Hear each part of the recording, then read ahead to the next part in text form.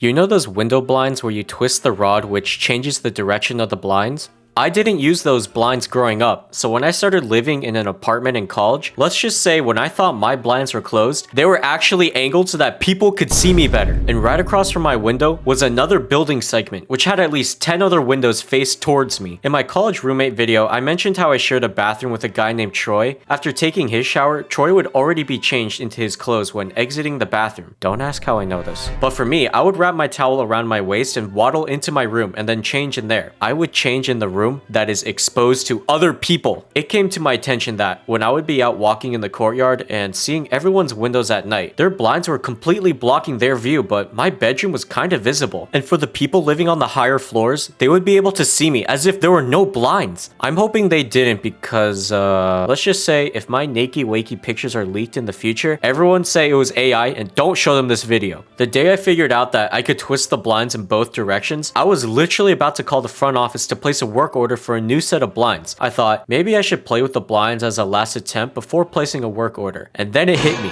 The blinds move in both directions. Imagine the maintenance guy coming to replace my blinds just to see that this bot doesn't know how to use the blinds. Now this next embarrassing moment, I still get secondhand embarrassment from this. For one of my classes, our final project was to record a group presentation and then peer review and score everyone else's presentations. This was during remote learning. The highest scored presentation would then have to present their PowerPoint live in the next class meeting over Zoom. So having the best presentation isn't about having the best presentation. It's about not wanting to present. Now my group's presentation was actually doggy doo-doo. This entire project was really difficult because we started with the least amount of people in our group, and then one guy went MIA, and then we later found out that he got Thanos snapped from the university. So now we were down to 3 people when everyone else had 6 to 7 people. I asked my TA that this wasn't fair and she told me that our presentation would be graded knowing that we were a small group. Okay, that's not that bad anymore, but be warned, we are going to turn in a doggy doo-doo PowerPoint because everyone in this group is low elo. Guess who won the competition? Us 3.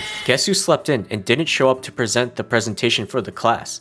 Yup. But that's not the worst thing, because we all slept in and no one from my group was there to present. When I woke up, my classmate texted me on Discord where I was with laughing emojis and I was like, sleeping? And then she told me how our group won and no one was there and it got super awkward. The hardest part was watching the recording afterwards and seeing how awkward it was. Even the TA had to awkwardly laugh it off, and the professor was also a nice guy. But these 2 stories were nothing compared to the cringe I was in my 3rd year. In my embarrassing weeb story, I only went over the tip of the iceberg. My whole personality back then was being a weeb, and I wanted to express my interest to those around me and maybe make some friends along the way. I was in class and there was this guy sitting next to me. We've seen each other a good amount because we were in the same major and he was good acquaintance material because we both seemed to acknowledge each other. But one day, when we were in lecture, my phone got a notification and it showed my screensaver. I forgot to change it into my civilian lock screen, and so my phone shows an anime girl. The guy sees it, his eyes flicker, and I can sense that he looked at me like, did a girl leave her phone here? Or did a 5-year-old leave their... He knew it was my phone. But no words were exchanged, and that's what made it worse.